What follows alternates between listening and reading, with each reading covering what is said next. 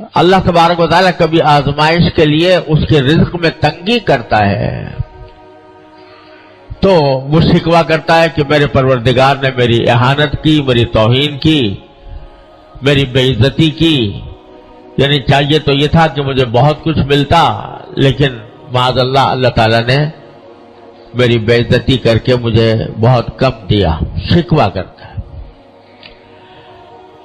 اللہ تبارک و تعالیٰ آگے یہ فرماتے ہیں کہ اگر یہ رزق میں تنگی آتی ہے تمہارے تو در حقیقت اس کی وجہ تمہارے اعمال ہوتے ہیں۔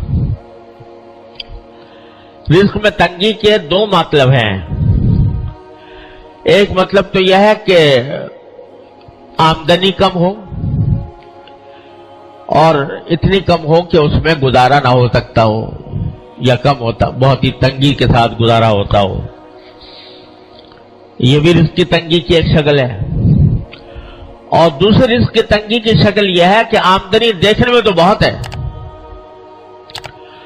لیکن برکت نہیں ہے، اور اس کا نتیجہ یہ ہے کہ ساری آمدنی ہونے کے باوجود آدمی ہر وقت کسی نہ کسی الجھن میں گرفتار ہے۔ اور آج کل یہ صورت بہت کثرت سے پیش آتی ہے۔ اچھے خاصے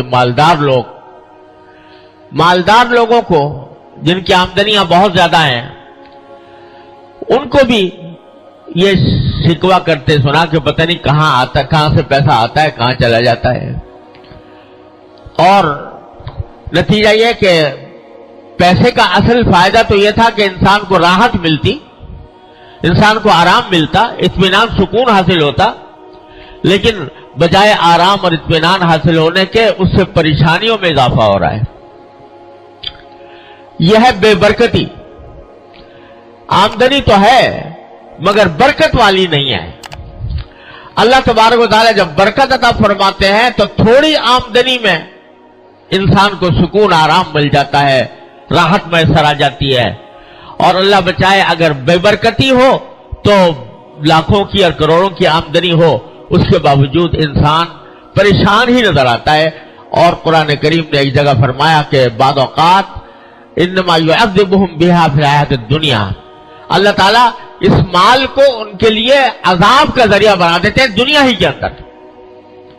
یعنی مال تو بہت ہے لیکن مال کی حصول میں، اس کی تلاش میں، اس کے لوگ سرگرداں ہیں، تو اس میں دن کا چین میسر ہے، نہ رات کا آرام میسر ہے، نہ بیوی بچوں کے ساتھ وقت گزار سکتے ہیں، نہ اپنے گھر والوں کے ساتھ اطمینان کے ساتھ بیٹھ سکتے ہیں، راحت میسر نہیں۔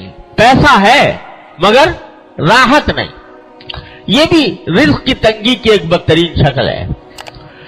تو اللہ تبارک و تعالیٰ دونوں قسم کی تنگیوں کا، اس میں الفاظ جو ہیں دونوں قسم کی تنگیوں کے کو شامل ہیں کہ چاہے آمدنی کم ہو یا آمدنی میں برکت نہ ہو، دونوں کی وجہ در حقیقت یہ ہے کہ تم لوگوں کے حقوق ضائع کرتے ہو۔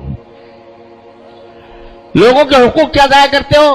پہلا ذکر کیا یتیم کا، لا تحاضون علی طعام بلکہ لا تکرمون الیتیم، یتیموں کی عزت نہیں کرتے۔